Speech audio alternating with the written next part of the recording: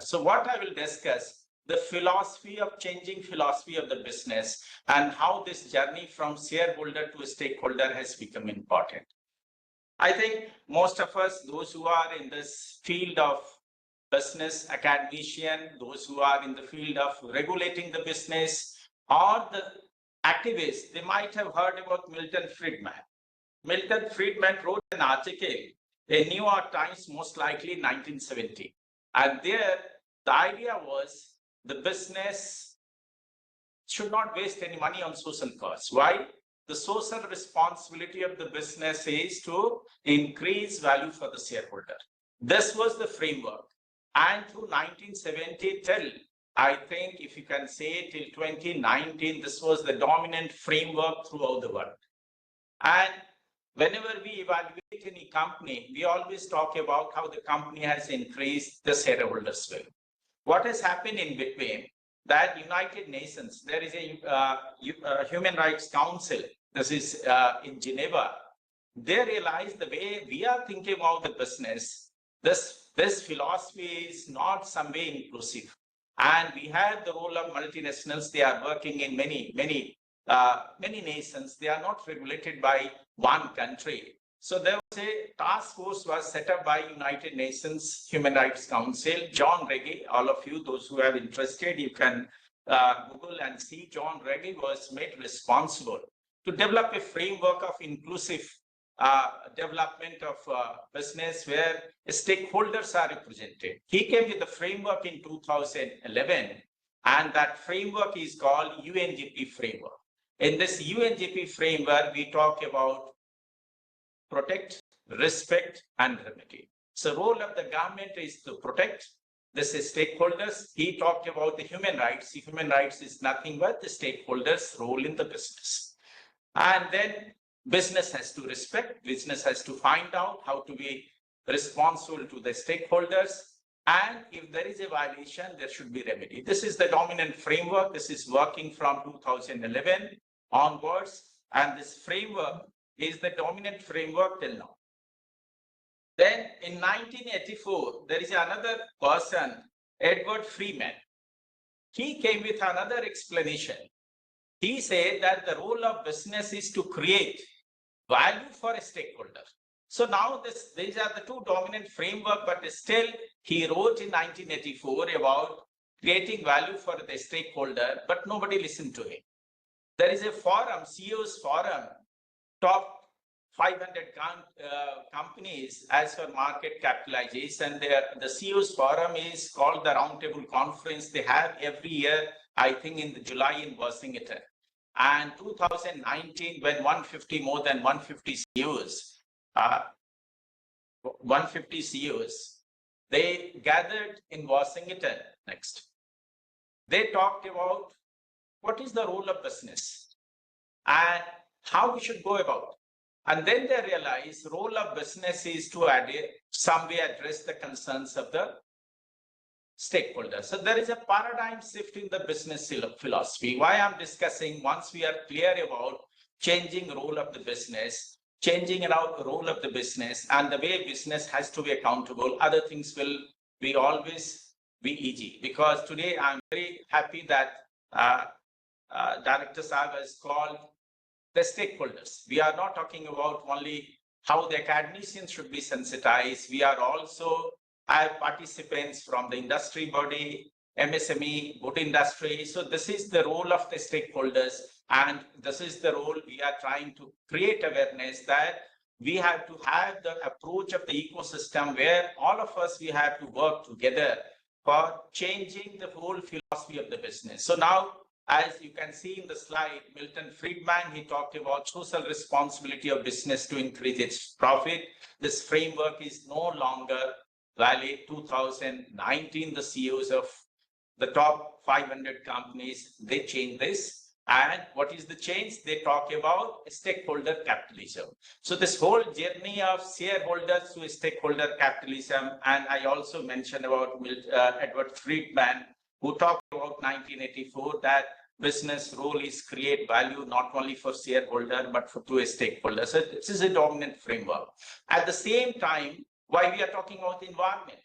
because in between people realize limitations of focus, and when we talk about the profit at the cost of environment, at the cost of planet. So then the 3P philosophy came. What is 3P? The business has to be responsible for people, planet, and profit. There is another important framework that today we are talking about. Whenever we assess any company, if we are an investor, we talk about the financial report. Throughout the world, non-financial report has become equally important. So non-financial reporting is equally important in the sense financial reporting, people think it is given. We can read it. How business is responsible to the stakeholders. Means in non-financial reporting, will think of how business is addressing concerns of the community, how business is addressing concerns of the environment, how business is addressing concern of the governance. So if I'm investing in a business, I should know all those things. So now non-financial reporting has become very important. And the COVID-19 was, I think, was the turning point that everyone realized, at least for the environment, how important is the environment, how important is social aspect of the business, how important is the governance. So everyone realized, and then things started changing. Next slide. See, this I have captured the journey. Here I will not go into each aspect. Idea is to sensitize why we are today talking about sustainable reporting and what constitutes the sustainable reporting. In India, 2011 June, I talked about United Nations came about this guiding principle, UNGP, which talked about protect, respect, and remedy framework.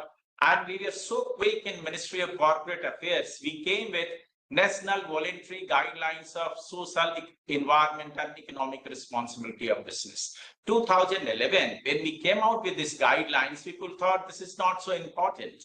And this is not so important because why business should talk about environment, why business should talk about social, why business should talk about economic responsibility. But SEBI, as a regulator of listed companies, they were quick to realize the importance that the world is changing. Immediately, they came with the concept that the listed company, 100 listed company, as per market capitalization, they have to file business responsibility report. So BRR report is based on National Voluntary Guidelines. There are 9 principles, and immediately SEBI was quick because, as you know, we are in the globalized world. And globalized world, we have to have the access to capital, access to market. If we are exporting, we need to have the world market. If we are trying to have investment, we need to access to capital. So this was the framework throughout the world. The framework was changing. So SEBI was very quick. And in 2013, we have in Companies Act, most of you are aware, CSR, Corporate Social Responsibility. And I think this is unique in the world as a corporate sector, that we are mandating the business, if you are under certain threshold, you have to spend 2% your average profit of last 3 years. So this was again a big idea when we were going through the debate 2011 and 12, why business should spend 2%.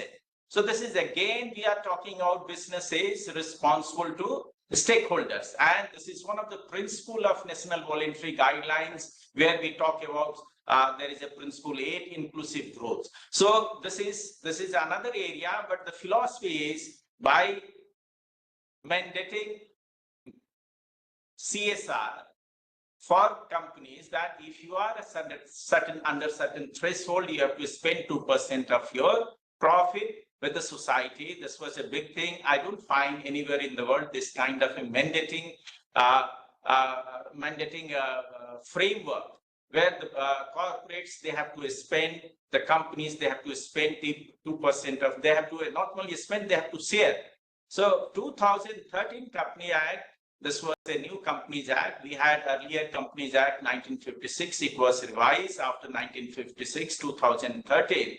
And here, this is the most important thing. I think a slide is visual, then I will read. There is a section 166, subsection 2. It talks about a director of a company shall act in good faith in order to promote the objects of company for the benefits of its member as a whole. I will take a pause. Here, Nowhere in the world, somewhere we have Comparable Companies Act of South Africa. Nowhere in the world, in such a categorical terms, we are talking about how the business has to address the concerns of the stakeholders. So whatever philosophy we have just discussed about Milton Freeman, Edward Freeman, he talked about stakeholders, and Milton Friedman, who talked about shareholders. And this changing paradigm, it is reflected in our Companies Act in 2013, because company is managed by the directors. So directors are the responsible person who manages affairs of the company. So a director of the company shall act in good faith in order to promote objects of company for the benefits of its member as a whole. So here, the important thing is we are not talking about shareholder first. We are saying members as a whole. And in the interest of the company, then we are talking about its employees. Till now, this is called, whenever we talk about sustainability report, we will think of translating this report in terms of a very simple word, ESG. ESG is nothing, environment, social, and governance. These are the keywords happening throughout the world, and sustainability report is based on that. And India also, ESG reporting is based on BRSR. So here, this whole line, if you read again, here, the duty of the directors talks about they have to work in benefit of members as a whole, in the interest of the company, its employees, shareholder. Now the shareholder is after employees, community, and protection of the environment. So we have very comprehensive Companies Act, where at least like a constitution, we have made it very clear that the Companies Act is some kind of a framework under which the companies are working in India, whether they are listed or unlisted. So the companies has to address the concerns of ESG. So this is very clear. That's why I have mentioned that 2013 Companies Act is very much clear that in India, we follow a different philosophy of the business. This philosophy is called stakeholders philosophy. So 2015, SEBI, as I have mentioned earlier, 2012, they made it NVJ, National Voluntary Guidelines, or you can say ESG, whatever is the reporting framework, BRR reporting framework. First, they made it mandatory for 100 companies. Now they have made it mandatory for 500 companies as for market capitalization. So in 2019, I joined corporate affairs in 2016. When I joined, at the time being a regulator also, we were also debating what is our role, shareholder or a stakeholder. There was a lot of resistance within the ministry that we should do something where we are trying to address the concerns of the stakeholders. The dominant philosophy was, no, the business is for shareholder. We should not increase compliance burden. Most of you might have heard about ease of doing business. At the time, we were working under the World Bank guidance to removing some kind of a reporting framework. And we were saying that we will only talk about things which are minimum required. So when we thought of making some kind of a new requirement of reporting, non-financial reporting, so there was a lot of resistance. But anyway, I was the chairman. This was my conviction. And in this report, the SEBI was represented by the ED. Right now, he is in the board of director. It has representation from Institute of Chartered Accountant, Institute of Company Secretary, then Institute of Cost Accountant. So we had all the representation. Then we had two distinguished persons. They have worked with Tata's for a long time, and Tata has a history of some way addressing their social concerns. So this report we finalized and we released in 2019. So at the same time, the Europe was changing. They were talking about sustainable finance disclosure regulation. It is nothing but they were saying that now the sustainability report is very important for investment. And ESG investment was becoming very important. You will find most of the pension funds, those who have huge money, most of such funds at BlackRock, they ask for the non-financial reporting. During this whole process, I had opportunity to interact with their business leaders. Also, I had opportunity to interact with their persons who were responsible for their CSR. So they were saying, whenever we go outside for looking for funds, They ask, give us our non-financial reporting, and we are not ready. We have to spend a lot of money. So it was a good thing. They were sensitized to the need of having this kind of a reporting. So we came with this kind of a reporting framework. And this framework, it's a very exhaustive framework on the 9 principles. At the same time, I talked about the Washington VC. This is the Business Roundtable, and new statement has come. The purpose of corporation, 181 CEOs they signed, and they talked about business has to address to the concerns of customer, employees, supplies, community, and shareholders.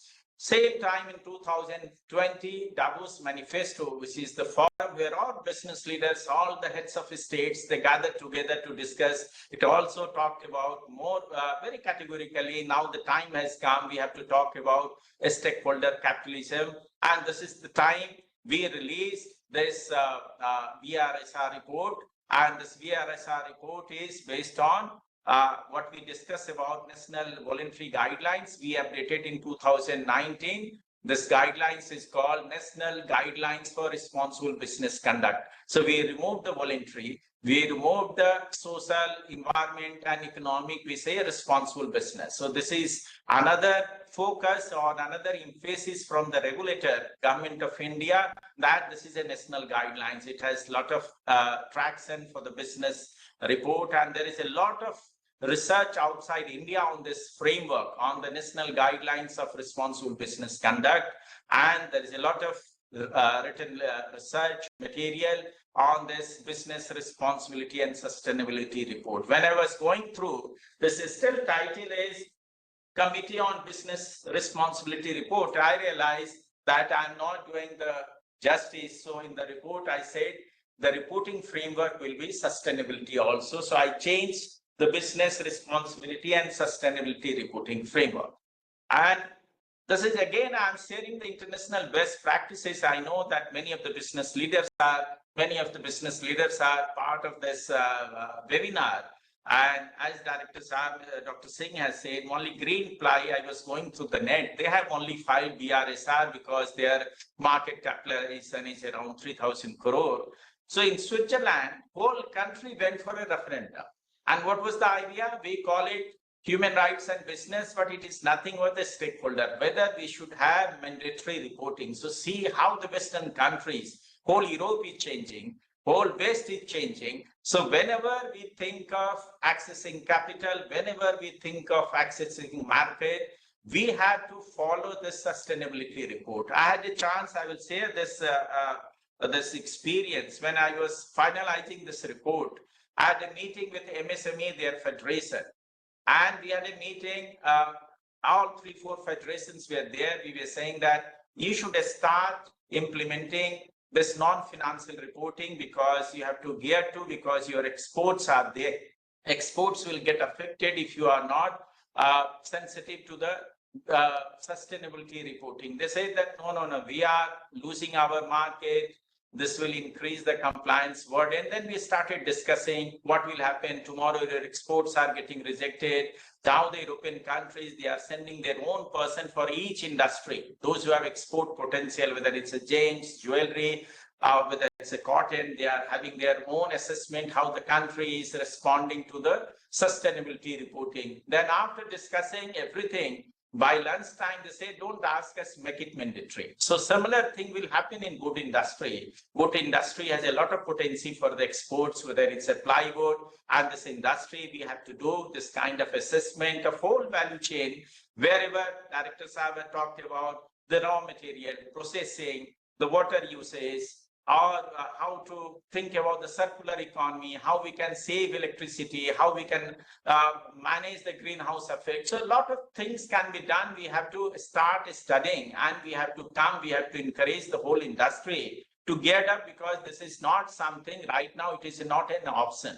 This is the requirement. 10 years back, sustainability reporting was an option. Right now, it's a requirement. And as we go on through the presentation, I will try to emphasize that this whole world has changed from reporting to the business philosophy, because it is no more a reporting, because reporting is done as a requirement, as a regulatory requirement, we are saying that this is the time which has come, this is an opportunity. The time has come where it should be discussed in the boardroom. The time has come where sustainability reporting should be part of the DNA of the company. Company should come forward and say with the pride that we are trying to factor in whole our business cycle, whole our supply chain, value chain, how we have factored this ESR reporting. So time has changed. So we have to move from reporting to the boardroom. This should be part of the business strategy of a company. Now, switch the time we have discussed, we'll go to another slide. So now what SEBI has done, this is now, the SEBI was quick, and they were quick when we came with national voluntary guidelines. They made it mandatory for first 100 companies, then 500 companies, 2019, they made report for 1,000 companies. Now immediately in 2000, the moment we came with this report, they made it for 1,000 companies, those who were there. 2021 and 22 voluntary basis, and from 22, 23 mandatory basis. Voluntary basis reason was ecosystem has to be developed, people have to be trained, companies they have to start the data collection. So we were thinking when we were coming with VRSR report, that was the COVID time, we were thinking to make it mandatory for all companies. And that time the feeling was the companies are suffering under this COVID lockdown. So we said, okay, let the threshold be same 1,000 companies. As we go on, we will make it mandatory for all companies. So my personal feeling is any day, if the company feels they have to access international capital, they have to access international market, and they have to access good investor, they will also go for, there is no bar on the companies not to report. Voluntary basis, any company can report it. You will be surprised to know in 2019, there were hardly any companies under ESG framework, a mutual fund. Now we have lots of mutual fund, and within 2 to 3 years, it has multiplied 10 times. So there are mutual funds. There are the funds, international funds, they are looking for companies based on their non-financial reporting. SEBI has raised the bar further. In July, now they are talking about BSR core. So BSR core is further refinement of some kind of a reporting framework based on certain KPIs. And it has now another element that whatever you are reporting, you are not just reporting for the sake of reporting. There should be some kind of a third-party assessment. There should be assurance. There are credit rating organizations also, they have come. So there is a framework how we are going to take care of their rating framework also. That is another issue. SEBI was also mindful of the fact that many companies are doing greenwashing. Means there is no substance where they are trying to come with a report. So they have given a framework how to control this greenwashing and how companies they have to disclose. And most of those ESG schemes, those who are working in ESG framework, there is some mandate that you have to invest 65% of your asset under management under such companies, those who are disclosing non-financial reporting. Why we have listed all those things? Because idea was to sensitize our business leader that if you want good capital, if you want capital at an easy rate, there is a people sitting with the capital, you have to change your business philosophy, you have to capture, you have to do some kind of a due diligence at each stage where there is a problem. So you will have the good access. And February was a landmark. Central Consumer Protection Authority of India released the draft guidelines for protection for consumer against greenwashing, because many companies, they are claiming a lot, but there is hardly any substance. So these are the framework how the country is moving. There is a lot of literature available, how the world has moved, how the European country has moved. Many of the, like China, Malaysia, Indonesia, many of the European countries, they have made it mandatory that you have to report on ESG framework. Now the ESG, when we talk about ESG framework, there is a problem. There are a lot of reporting framework. Like we have GRI, we have integrated reporting, we have ISO 26000, we have UN Compact, we have CDP. So this our approach was based on national guidelines of responsible business conduct. These are the 9 principles. I have just tried to show it. On that basis, BRSR has been developed.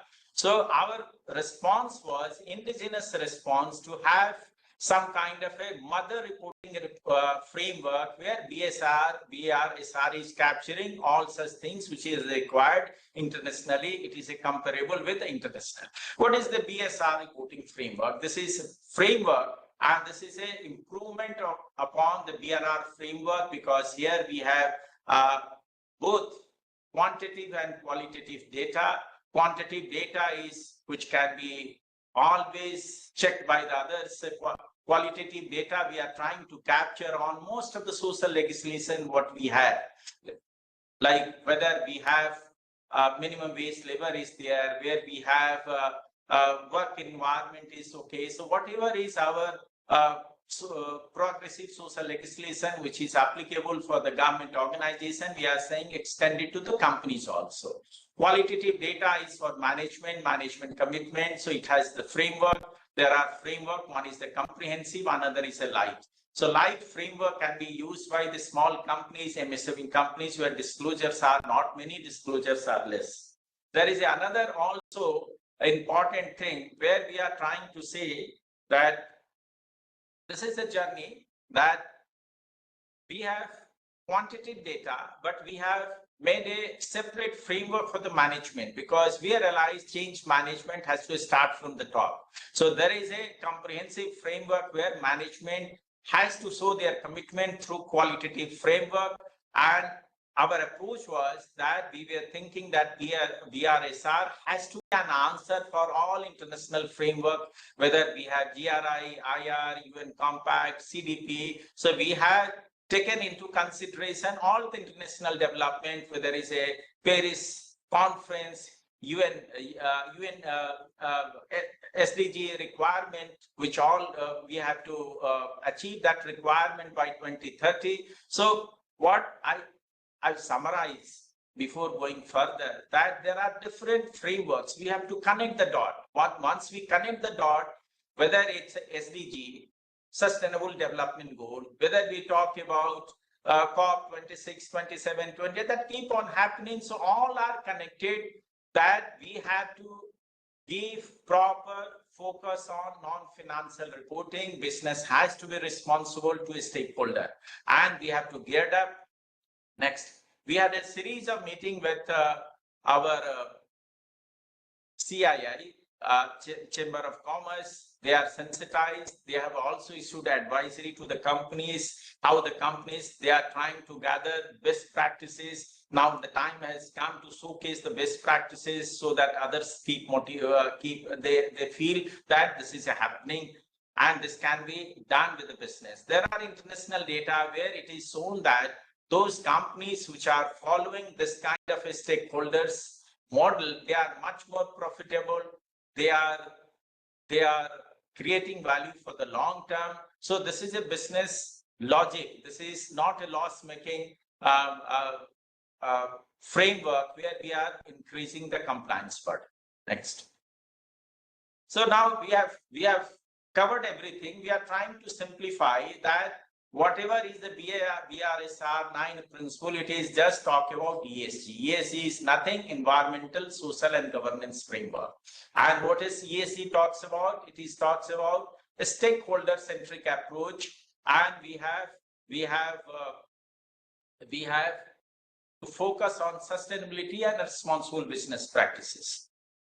So these are the detailed parameters. What we are going to see in S, what has happened throughout the world. We have a lot of traction for the environment. We have lots of standards for the environment. Somehow the social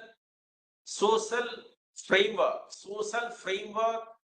is not getting so much of importance. Social framework is all those parameters which is commonly used, that is given. Governance framework is given.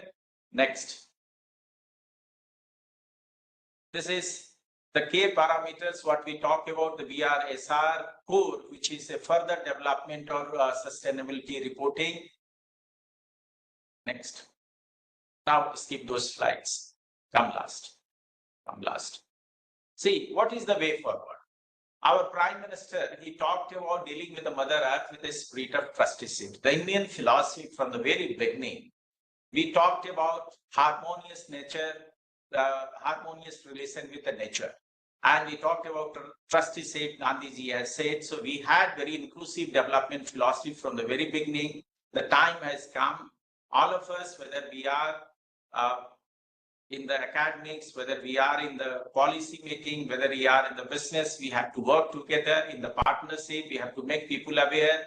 We have to make people aware that if India has to become a 5 trillion economy, there is no other model than accessing the foreign capital, accessing the market. And this is more important for MSME industries because their export potency is very high. So we have to change. We have to make the preparation for developing non-financial reporting. We have to document the good literature. We have to develop the handbook.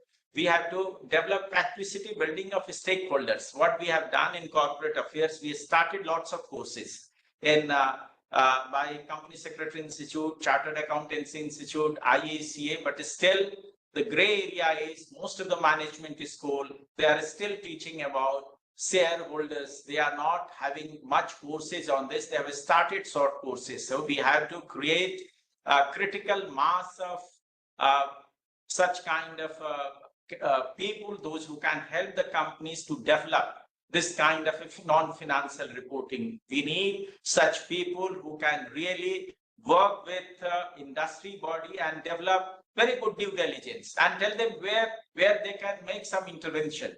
So when we were dealing with the VRSR report, we were mindful of the fact we talked about sectoral approach. So this is the right framework where we can talk about the wood industry. What will be the response of the wood industry? What is their growth potency? What is their export potency? Where are they in life cycle? Where are the challenges and how they can cover up? We need more CEOs roundtable conference, because if the CEOs roundtable conference is there, they will understand that this is no more an option. This is a reality. They will come forward. We have to have we have to understand role of each stakeholder, whether it's an academician, whether it's a social worker, regulator. We have to work together in the ecosystem approach, and we have to some way develop this partnership. So right now, earlier when we were students, we used to think that environment is only for social worker. Now the environment has become part of the business philosophy. So this is the time where civil society also, the narrative is changing. The future of business leader is to work with the society, work with the stakeholders.